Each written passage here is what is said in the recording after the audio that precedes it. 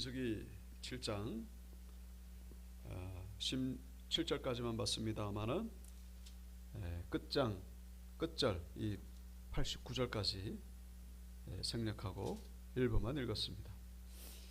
7장 내용 전체를 보시면은 오늘 말씀의 제목처럼 성막 봉헌에 관한 그런 내용이 나오고 있습니다. 성막을 완공하고 나서 이제 12지파가 하나님 앞에 봉헌을 하게 되는데 12지파의 그 대표들이 족장이라고도 하고 오늘 본문에는 지휘관이라고 그렇게 나옵니다만은 이 지휘관이 각 지파를 대표해 가지고 하나님 앞에 봉헌하는 그런 내용이 나오고 있습니다. 우리가 보통 그 성전 건축하고 나면은 이제 봉헌식을 하게 되는데 봉헌식 하면서 보통은 그 임직식도 같이 하는 그런 경우가 많습니다. 그래서 임직을 받게 되는 분들이 이제 그 봉헌식 하면서 또 하나님 앞에 헌물을 드리고 이제 그런 경우를 우리가 가끔씩 보게 됩니다만은 어떻게 보면 오늘 본문에 나오는 이 내용이 그와 유사한 그런 모습이라고 할 수 있죠.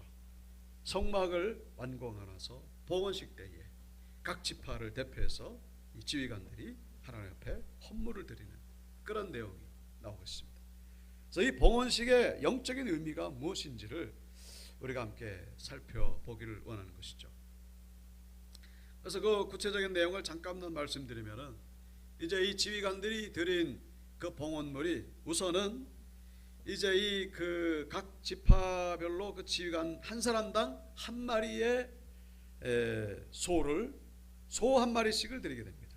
그러니까 12지파니까 모두 12마리를 이제 드리게 되는 것이죠.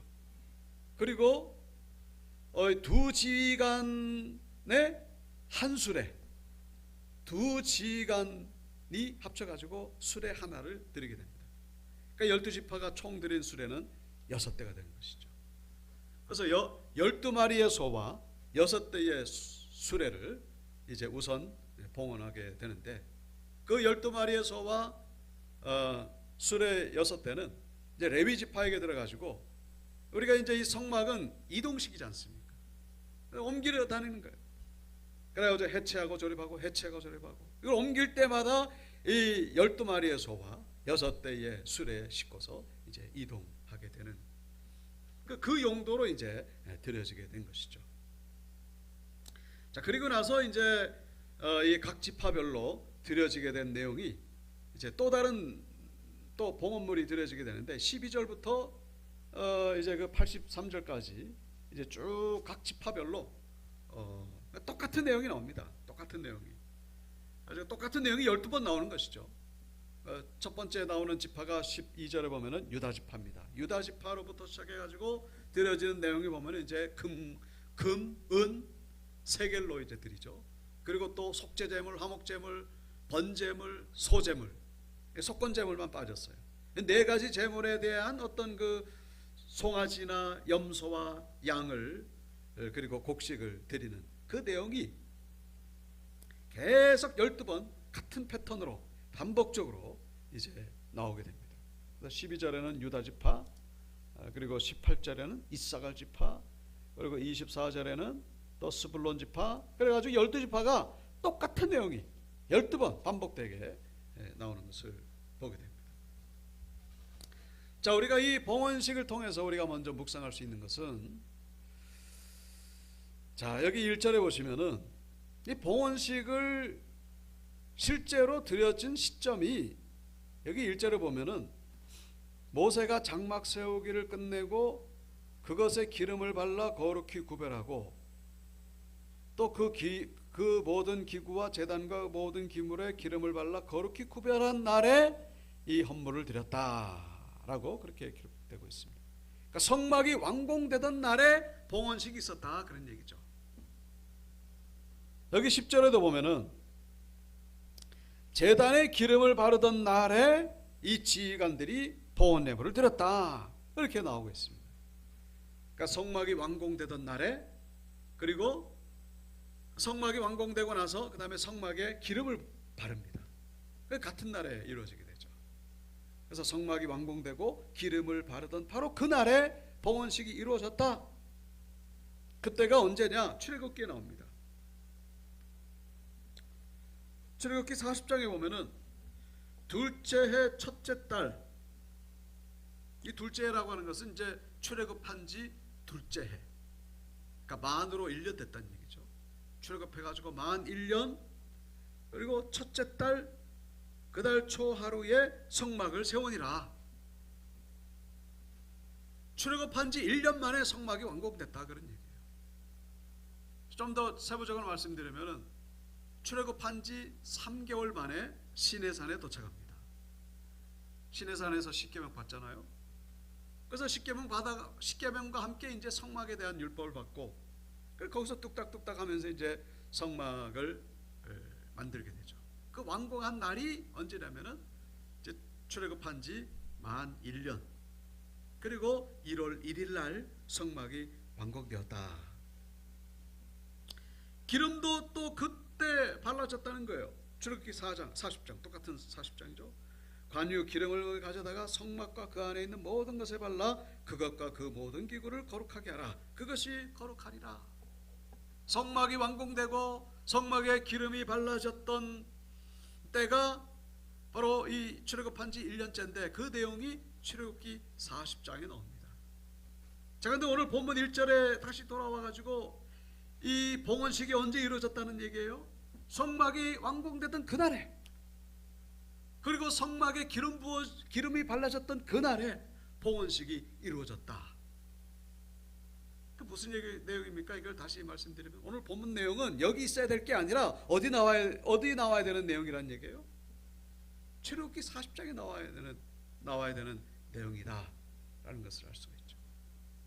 오늘 본문 이 봉헌식은 출애굽기 40장에 성막 완공과 함께, 성막 기름 부어지는 것과 함께 동시에 거기에 나와야 되는 내용인데, 출애굽기 40장에 나와야 될 내용이 오늘 민수기 7장에 나오고 있다, 그런 얘기죠.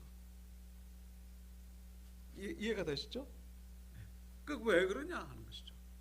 그 어떤 의미가 있을까? 무슨 이유 때문에 40장에 나와야 될 내용이 왜 여기 나와야 되느냐? 우리 지난 시간에 무슨 내용 봤었죠? 나시린에 대해서 우리가 살펴봤습니다. 나시린은 구별된 자라는 얘기죠. 그래도 민수기에 또 인구조사가 나오잖아요. 근데 갑자기 성막이 완공되고, 그리고 뭐 거기다가 봉헌식이 이루어졌다, 그 내용이 나오는 게 뜬금없이 나온다는 거죠. 결론적으로 말씀드린다면은 이 봉헌식이 아주 중요한 내용이기 때문에, 이 40장에 나오면은 그 의미가 해석될 수 있기 때문에, 그 중요성이, 그 가치가 떨어질 수 있기 때문에 따로 구별해 가지고 민수기 7장에 나오고 있다라는 것을 우리가 이해하실 필요가 있다는 것입니다. 우리가 봉헌식 때도 사실 뭐 이렇게 임직되는 분들이 또 교회에 받는 것도 있고 또 뭐 드리는 것도 있고 뭐 그런 순서가 있습니다만, 그게 어떤 그 순서에 따로 독립적으로, 그게 이제 뭐 광고 시간에 뭐 그냥 누가 드렸습니다 뭐 이렇게 끝나는 게 아니죠. 그게 얼마나 소중한 순서입니까? 그 따로 순서를 만드는 거예요. 그냥 뭐 광고 시간에 누가 드렸습니다 이렇게 끝나는 문제가 아니라는 것이죠. 우리가 아주 의미 있는 건물, 예를 들면은 뭐 이스라엘의 그 홀로코스트를 기념하는 야드바셈이라고 하는 그 박물관, 거기 들어가 보면요, 그 홀로코스트로 숨졌던 분들의 이름이 계속해서 나옵니다. 한 사람 나옵니다. 그 숨져갔던 분들, 우리가 뭐 일반 제3자가 보면은 그냥 뭐 600만 명 가운데 한 사람이지, 뭐 600만 명 죽였지. 그런데 이스라엘 사람들에게는 그렇지가 않은 거예요. 한 사람 한 사람 중요, 한 사람 한 사람. 저기 천안인가요? 저 내려가다가 독립기념관, 그리고 얼핏 본 것 같은데, 거기 그 준공하는데 아주 참 귀하게 이렇게 헌물한 분들 이름이 그 벽돌에 새겨져 있지 않습니까? 한 사람 한 사람. 뭐 몇 명으로 헌신해 가지고 드려도 이게 뭉뚱그려서 되어지는 것이 아니라 한 사람 한 사람이 이름이 기록된 이유는 뭡니까? 그만큼 그분들이 소중한 사명을 감당했다는 것을 나타내기 위해서, 드러내기 위해서 기록되어 있는 것처럼 이 성막 봉헌식에 지금 12명이 등장하고 있는데 이 모든 사람들이 너무나 귀한 그런 존재임을 드러내기 위해서 지금 이 민수기 7장에 지금 나오고 있다는 것을 우리가 이해하실 필요가 있습니다. 그래서 출애굽기 40장은 40장이 끝나죠. 출애굽기 다음에 뭐가 나옵니까? 레위기가 나오잖아요. 그래서 이제 이 레위기에 뭐가 나오고 뭐 제사 얘기 나오고 율법 얘기 나오고, 만약에 이 봉헌식 내용이 출애굽기 40장에 성막과 함께 나오게 되면은 그 다음에 이 그 레위기에 나오는 내용 때문에 이 내용들을 다 잊어버릴 수가 있어요. 봉헌식이 너무나 중요한데 그 모든 중요한 내용들이 레위기의 그 제사 때문에 다 그냥 섞일 수가 있는 거예요. 희석될 수가 있는 거예요. 그것을 막기 위해서 시점으로는 이 내용이 40장에 나와야 되지만은 이 편집한 것이죠. 이분들이 너무나 중요하기 때문에. 특별히 이 민수기가 왜 민수기 제목이 주어졌다고 말씀을 드렸죠? 인구조사. 민수기, 백성들의 숫자, 인구조사. 인구조사가 두 번 있습니다만은 그 인구조사가 되어진 이유가 첫 번째는 뭐였습니까? 군대를 만들기 위해서. 두 번째는 뭐였죠? 땅을 분배하기 위해서 인구조사가 이루어진 것이죠. 자, 그런데 우리가 늘 생각해야 될 것은 이스라엘 백성들의 그 전쟁은 칼과 창으로 하는 전쟁이 아니라 바로 하나님과의 관계 속에서 하나님의 도우심으로, 하나님의 인도하심 가운데 전적인 하나님과의 영적인 관계 속에서 치러지는 전쟁이었음을 말씀드린 적이 있습니다. 칼과 창보다 훨씬 중요한 것이 바로 하나님의 관계였던 것이죠. 그 인구조사를 병력이 몇 명이고 몇 명 되는 병력을 어디다 배치하고 이 전술 전략을 위해서 인구조사 병력을 조사한 게 아니고 그보다 더 중요한 의미가 있죠. 모든 사람들이 하나님께 속해 있는 존재임을 알리기 위해서, 모든 사람들이 그냥 우연히 그냥 어중이 떠중이로 그냥 뭐 어쩌다가 여기 광야에 나와가지고 그냥 내 한 사람 없어져도 그냥 이름도 없이 무명으로 사라지는 그런 존재가 아니라 모든 한 사람 한 사람의 하나님 앞에서 너무나 소중한 존재임을 알리기 위한 의도로 인구조사가 실시되었다라는 것을 우리가 기억해야 된다는 것입니다. 우리 모든 한 사람을 하나님이 다 돌보시고 너희는 머리털까지 세신 바 되었나니, 그런 말씀이 마태복음 10장에 나오거든요. 머리털까지. 자기 머리카락 셀 수 있는 사람이 있나요? 없어요. 자기도 자기 머리카락은 못 셉니다. 그러나 하나님은 우리의 머리카락까지 세신다라고 말씀합니다. 그만큼 하나님은 우리의 모든 것들을 일거수일투족 관심을 가지고 계시고 집요하게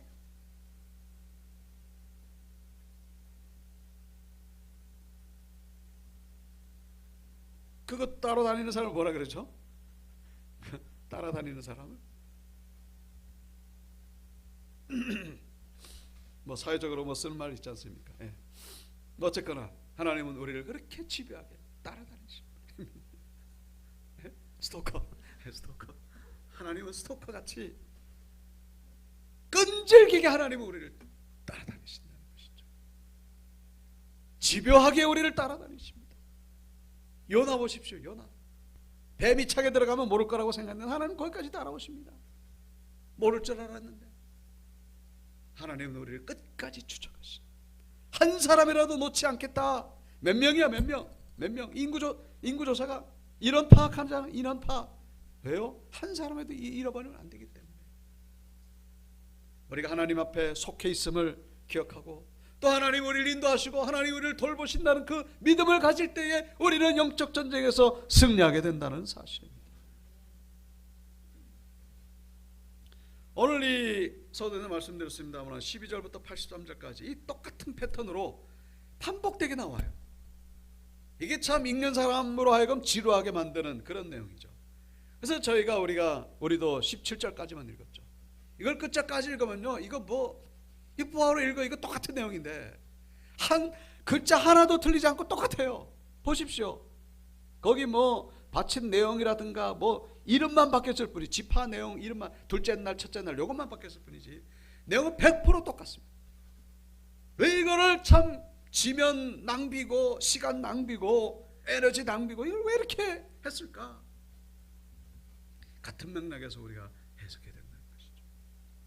하나님은 한 사람 한 사람 이걸 뭉뚱겨려 가지고 하나님 앞에 봉헌했습니다. 이게 아니라 누가 드렸고 누가 드렸고 누구도 드렸고 누구도 드렸고 드리는데 이 첫 번째 사람이 드린 내용 똑같이, 두 번째 내용 사람 똑같이. 왜요? 다 소중합니다. 다 소중합니다. 우리가 하나님 앞에 헌신하고 우리가 하나님 앞에 봉사하고 수고하고 희생하는 모든 것들을 하나님께서 그렇게 기억하신다라는 것을 본문을 통하여 우리에게 말씀해 주고 있죠. 계시록에도 보면은 그런 말씀 나오죠. 계시록 그 7장에 14만 4천에 대한 내용이 나옵니다. 2단에서 잘 쓰는 그 14만 4천. 그 2단에서 그 쓰는 바람에 제 의미가 많이 다운됐습니다만 너무나 소중한 숫자죠. 14만 4천. 뭡니까? 문자적인 14만 4천이 아니라 하나님은 다 세셨다라는 거예요. 구원받을 자는 이미 정해졌다는 것입니다. 그걸 아는 사람은 없습니다만 하나님은 이미 알고 계신다는 것입니다. 유다 지파 가운데에 1만 2천, 루벤 지파 가운데 1만 2천, 갓 지파 가운데 1만 2천. 그러면서 12지파가 다 1만 2천이에요. 이게 참 이게 반복되게 나오는 이유가 바로 오늘 본문에 나오는 이 의미와 같은 의미를 가지는 것이죠. 유다 지파로부터 맨 나중에 뭡니까? 납달리 지파까지 내용이 반복되게 나오는 것처럼 구원받을 자, 하나님의 일을 이마에 받은 자, 구원받은 자라는 의미죠. 구원받은 자를 하나님께서 이렇게 정확하게 파악하고 계시고 그 파악한 숫자 가운데에 하나라도 하나님은 잃어버리지 않는다라는 것이죠. 입맞은 자들은 다 하나님께 속한 자들이다라는 것을 말씀하고 있는 것이죠. 그래 이걸 도매금으로 하나님은 우리를 생각하지 않으십니다. 그냥 우리를 하나님은 1대1로. 그래서 우리 모든 하나님의 백성들, 예수 그리스도의 이 제자된 사람들은, 모든 사람들은 다 하나님 옆에 헌신자로 서야 됨을 본문은 우리에게 말씀해 주고 있죠. 그 누구도 하나님 앞에 일꾼이 아닌 자가 없다는 것입니다. 모든 자들은 다 이렇게 하나님 앞에 이 12지파가 봉헌했던 것처럼 하나님 앞에 이렇게 헌신하는 자로 서야 됨을 본문은 말씀해 주고 있습니다. 그러니까 우리가 하나님 앞에 소속됐다 그런 의미도 있고, 또 우리 모두가 다 하나님 앞에 한 사람도 없이 하나님 앞에 헌신해야 된다 그런 의미도 있고, 중병에 걸려가지고 침대에 누워있는 사람도 마찬가지입니다. 의식이 있는 한 중보기도를 할 수 있지 않습니까? 의식이 없다 해도 그 사람도 하나님 앞에 쓰임받고 있어요. 왜냐? 그 고난 자체가 하나님 앞에 쓰임받는 그런 의미를 닮은 상태라는 사실. 여러분, 그 고난 가운데 있는 분들을 위해서 우리 성도들이 기도하지 않습니까? 기도하잖아요. 기도하게끔 하나님이 하시는 거예요. 그 사람을 통하여. 그 사람이 아니면은 기도하지 않았을 텐데 그 환자 때문에 기도를 하게 되는 거예요. 그게 바로 사역자인 것이죠. 그것도 사역입니다. 그것도 헌신이고, 모든 사람들은 다 하나님 앞에 사역자로 설 수가 있는 것이고 서야 됨을 성경 우리에게 계속해서 말씀해 주고 있습니다. 이 12지파의 봉헌에 담겨있는 첫 번째 의미가 바로 여기 있는 것이죠. 모든 사람들은 하나님께 속해 있다. 나 한 사람쯤이야 하나님 잊어버리셨겠지. 나 같은 사람도 하나님이 기억하고 계시나. 그건 우리의 착각이라는 것입니다. 하나님 우리를 모든 사람 다 하나님 기억하시고, 그리고 소중한 일꾼으로 하나님이 세우셨다는 것을 본문을 통해서 말씀해 주고 있습니다. 우리 나 하나님 앞에 일꾼이 되는 거예요. 희수도 일꾼입니다. 희수도 사역자예요. 희수를 위해서 우리가 기도하잖아요. 희수는 하나님 앞에서 아름다운 사역자로 살아가고 있습니다. 믿음의 눈으로. 그래서 모든 사람들은 하나님 앞에 사역자로 살아가고 있습니다. 다만 그릇이 다를 뿐이죠. 기능이 다를 뿐이고, 저가 다르고 여러분이 다르고 우리 집사님들이 다르고 권사님이 다르고. 그래서 마태복음 25장에도 말씀하고 있죠. 재능대로 한 사람에게는 근 5달란트를, 한 사람에게는 2달란트를, 한 사람에게는 1달란트를 주고 떠났더니. 주인이 먼 길을 가면서 종들에게 달란트를 가지고 장사하라고 주는데 똑같이 나눠준 게 아니라 재능대로 나눠줬다라고 말씀하고 있습니다. 근데 나중에 장사를 이윤을 남겼던 5달란트, 2달란트는 똑같은 칭찬을 하는 것을 성경 통하여 보여주고 있죠. 재능이 다른 거예요. 이 로봇이 아닙니다. 우리는 사람이기 때문에, 인격을 가진 사람들이기 때문에 능력이 다르고 지혜가 다르고 수완이 다르고 또 취향이 다르고 성향이 다르고 다 달라요. 하나님이 다양하게 주셨습니다. 그래서 우리는 왜 저 사람은 놀고 있는데 왜 나만 이렇게 일하나 그런 불평하지 마시고, 예? 내 그릇이 크기 때문에 그렇게 일을 하는 거예요. 그리고 또 어떤 분들은 왜 나는 저 사람은 저렇게 많이 주셨는데 왜 나는 이거밖에 없나, 그렇게 또 우리는 불평해서는 안 된다는 것이죠. 비교의식을 가지면 안 된다는 것입니다. 나에게 주신 그대로 사명을 감당해야 됨을 잊어서는 안 되는 것이죠.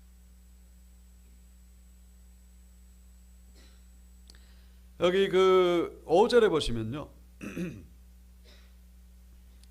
그것을 그들에게서 받아 레위기인에게 주어 각기 직임대로 회막 봉사에 쓰게 할지니라.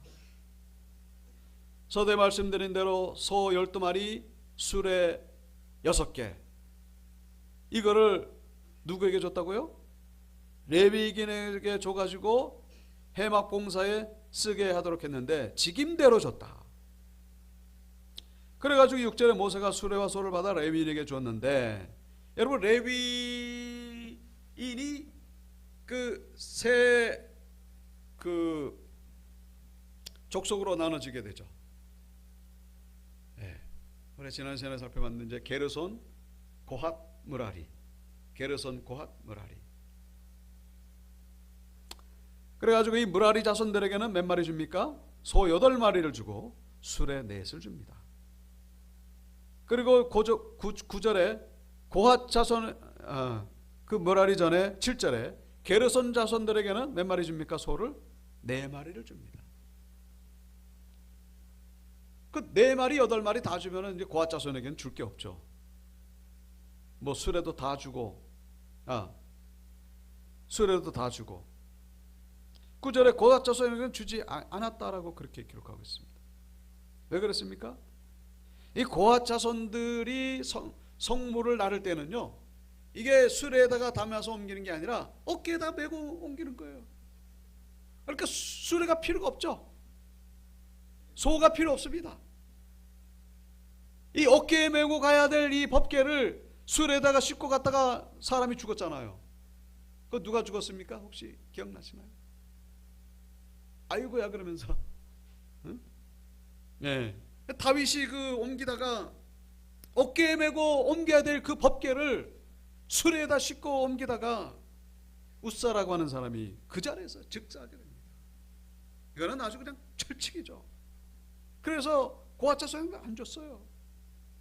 여기 그 가장 많이 받은 자손들이 무라리 자손이죠. 소 8마리, 12마리 가운데 8마리 받았어요. 왜요? 이 무라리 자손들이 옮기는 것들이 뭐냐면은 기둥, 무거운 거, 널판, 그 다음에 받침대, 이런 무거운 것들을 많잖아요. 부피가 크고 많고 무겁고. 그러니까 소 8마리가 필요한 건 당연한 거죠. 그거 뭐 이상한 일이 아니죠. 그 다음에 게르손 자손들에게는 4마리. 왜 4마리입니까? 이 무라리 자손들에게 비하면 그 부피가 작고 무게도 더 가볍기 때문에. 뭐냐면은 그 지붕, 천으로 되고 가죽으로 된 거, 이런 것들. 아무래도 기둥과 이런 것들에 비하면 무게가 가볍고 또 부피도 작고. 그러니까 4마리밖에 필요 없는 거예요. 그래서 오늘 본문에 뭐라고 말씀하고 있습니까? 각기 직임대로 성경 마태복음 20장에는 뭐라 말씀 있습니까? 재능대로 각기 기능이 다르고 용도가 다르고 은사가 다르고 다 다르기 때문에 이 고아 자손들이 왜 우리는 어깨에 메고 가야 되나? 저 사람들은 저렇게 수레다 싣고 가는데 그걸 보면서 불평하고 원망하고 그러지 말라는 것이죠.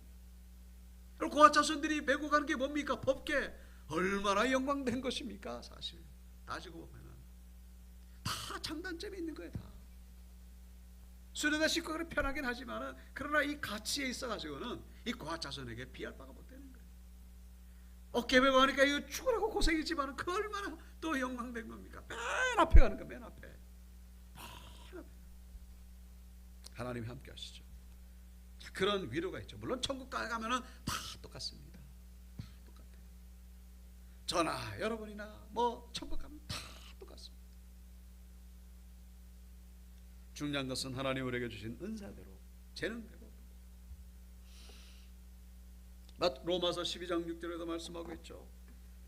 우리에게 주신 은혜대로 받은 은사가 각각 다르니 은사가 다르다라고 그렇게 말씀하고 있습니다.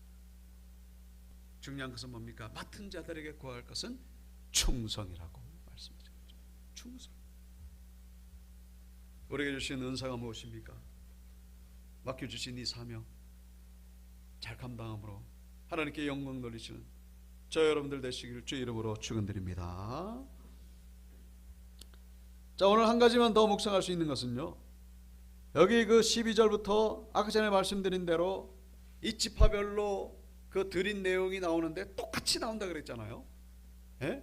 글자 하나 틀리지 않고 다 똑같이 나와요. 그런데 딱 유일하게 다른 데가 있습니다. 예? 다른 데가 있어요. 그게 이제 그 성경학자들이 찾아내는 일이죠. 이게 어디냐면은 12절에 보면은 이게 한 글자가 안 나와요. 다른 구절에는 나오는데 12절에는 안 나옵니다. 첫째 날에 헌물을 드린 자는 유다 지파 암미나답의 아들 나손이라. 자, 다른 구절에 나오는데 안 나오는 단어가 있는데 여기 18절하고 비교해 보십시오. 12절하고 18절하고 비교해 가지고 그 빠진 단어가 뭔지를 한번 찾아보십시오. 둘째 날에는 이사갈의 지휘관 수알의 아들 느다넬이 헌물을 드렸으니.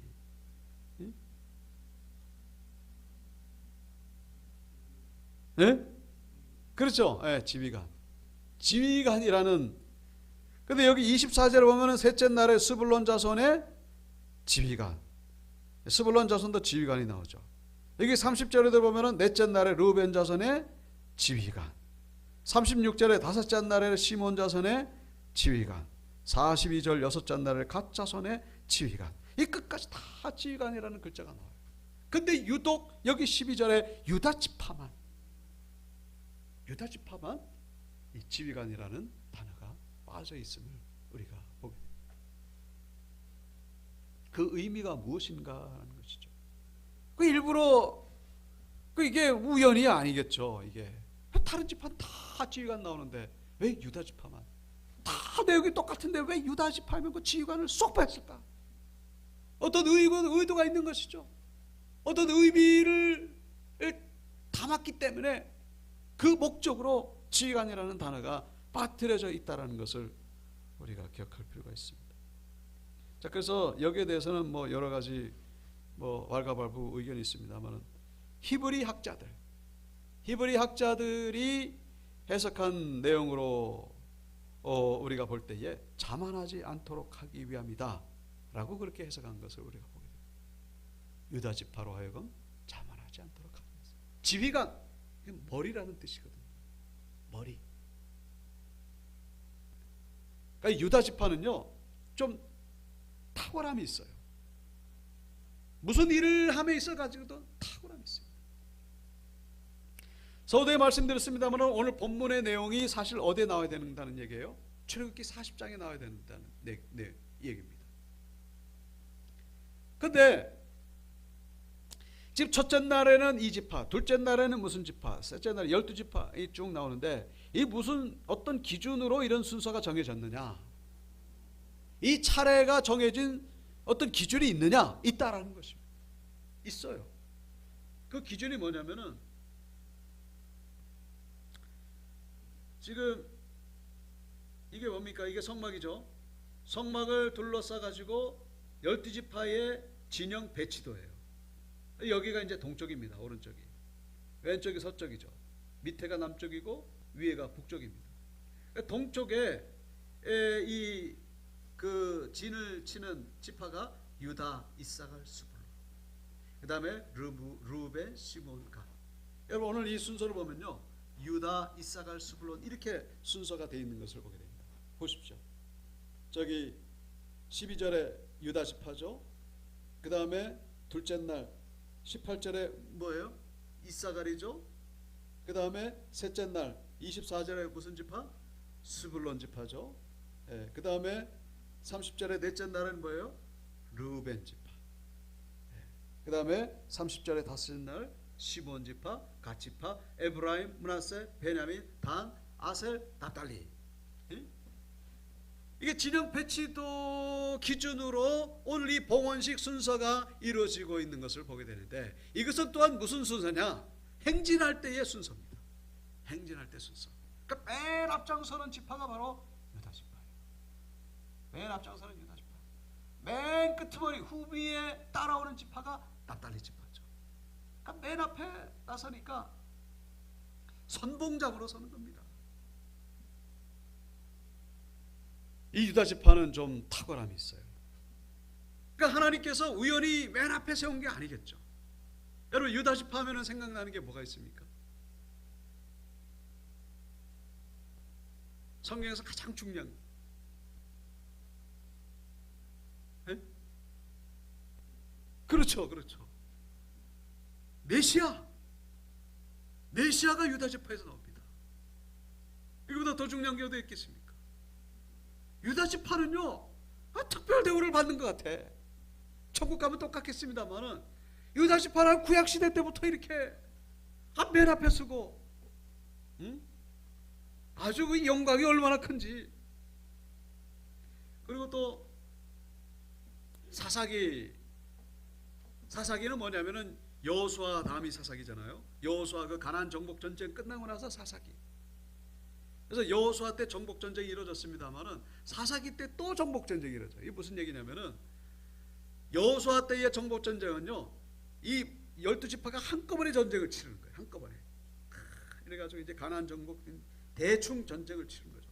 그 다음에 이제 사사기에 와가지고 여호수아가 죽잖아요. 그럼 사사기에 와가지고 무슨 정복 전쟁이냐면은 이제는 땅을 분배받았으니까 각 지파별로 가가지고 독립적으로 자기에게 부여받은 땅에 가가지고 거기 아직 남아있는 원주민들하고 싸워가지고 이제 이게 정복 전쟁이 다 끝난 게 아니에요. 여호수아 때 다 끝난 게 아닙니다. 사사기 때 가가지고 자기 지파별로 거기 아직 남아있는 그 원주민들하고 싸워야 돼요. 그러니까 이제 유다 지파는 유다 지파에 할당된 그 지역에 가가지고 싸워야 되는 거고, 르우벤 지파는 르우벤 지파에서 싸워야 되는 건데, 이제 그 전까지는 한꺼번에 같이 싸웠으니까 이제 좀 뭡니까, 연합해가지고 싸웠으니까 좀 그나마 불안감이 덜했죠. 근데 이제 각자 도생을 해야 되기 때문에 두려움이 이게 보통 임한 것이 아닙니다. 여호수아도 죽었잖아요. 누가 먼저 나가지고 이 싸울까? 그래가지고 물어보는 거예요. 야, 네가 먼저 나가 이러면서 막 겁나가지고 감히 앞장서지를 못하는 거예요. 그랬을 때 이제 12지파가 하나님 앞에 기도하는 것이죠.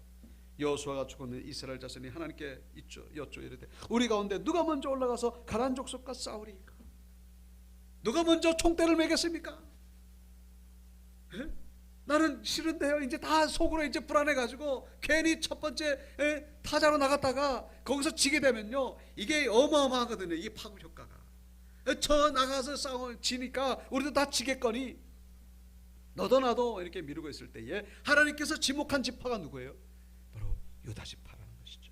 여호와께서 이르시되 유다가 올라갈지니라 보라 내가 이 땅을 그의 손에 넘겨주었노라 하시네. 그래가지고 유다 지파가 나가가지고 싸워가지고 이기게 되고, 그 승기를 잡음으로 인해 가지고 다른 지파들도 와 하면서 다 뿔뿔이 흩어져가지고 이제 승리하게 되었다고 그런 내용이 나오는 것을 보게 됩니다. 제가 뭘 말씀드리죠? 유다 지파의 탁월함.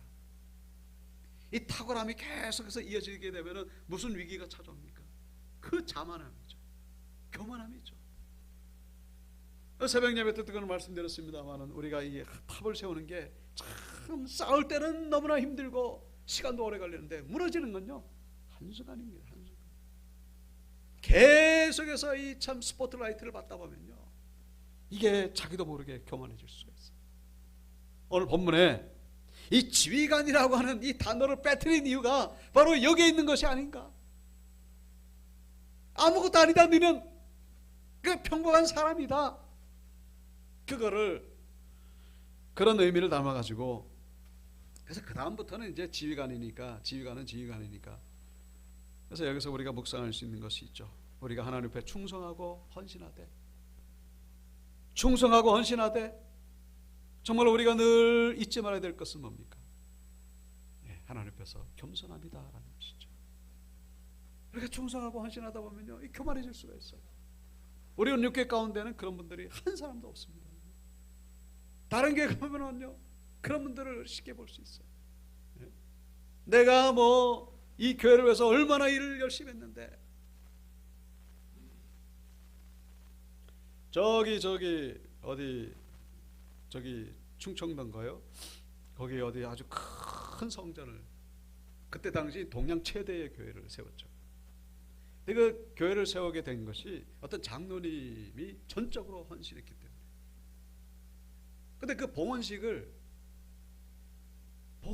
안 했어요. 왜 안 했냐면은 그 장로님이 이름이 드러날까 봐. 그래서 장로님이 그 부탁한 거예요. 제발 제가 죽고 나거든. 제가 죽고 나서는 그 다음에 봉헌식을 해달라. 그래가지고 봉헌식을 하게 됐는데 그 장로님 죽고 나서 그렇게 하게 된 거예요. 당시 동양 최대의 건물로 지어진 교회니까 얼마나 참 금액으로 따지면은 많이 헌신했겠습니까? 근데 자기 이름이 높아질까? 자기 영광 때문에 하나님의 영광 가르칠까? 참 우리가 본받아야 될 그런 모습이겠죠. 헌신하고 충성하는데 끝에 가가지고 그만 그렇게 되는 경우가 얼마나 많은지 모릅니다. 충성이라고 하는 것이 그런 것이죠. 충성이라고 하는 그 원래 의미는 뭐예요? 처음과 끝이 똑같은 거예요. 초지일관이죠. 늘 초심을 잃지 않는 것. 그게 충성의 깊은 의미인 것을 우리 신앙인들은 잊지 말아야 되는 것이죠. 조금 잘 되면은, 좀 잘 나가면은, 이게 참 그게 사람이 타락한 본능이 자꾸만 고개를 내밉니다. 충성된 마음. 오늘 말씀의 주제는 바로 헌신이고 충성입니다. 그래서 우리 모든 신앙인들은 하나님 앞에 일꾼으로 부름받았음을 기억하시고, 우리가 헌신하되 정말로 겸손한 마음. 바울도 그렇게 고백했잖아요. 나를 쳐서 복종하게 하면 내가 나를 전파한 후에 내가 도리어 버림을 받을까 두려워함이라. 이 신앙 가지고 하나님 앞에 귀하게 쓰임받는 일꾼들 다 되시기를 주의 이름으로 축원드립니다.